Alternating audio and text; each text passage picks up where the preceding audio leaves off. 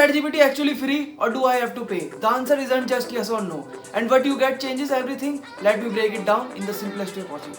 Yes, ChatGPT has a completely free plan. You can chat, ask questions, write emails, summarize document, and even upload files or use voice, all without spending a single rupee or dollar. But here's the catch, on the free plan you are mostly using standard model. When the demand is high, responses can be slower. You might hit message limits faster than you expect. Think of it like a busy public library, free and useful, but you might have to wait for your turn. First, there is a ChatGPT Plus. It costs $20 a month. With Plus, you can get faster replies, priority access even during peak hours, and early access to new features like advanced voice and image tools. It's like upgrading from the public library to a personal study room. No waiting, just result. Then for heavy users, there the ChatGPT provides $200 a month. This is for research, creators and professionals who need maximum power, deep reasoning and unlimited access to most advanced models. Most people don't need this, but if you push AI to its limits, Pro is ultimate toolbox.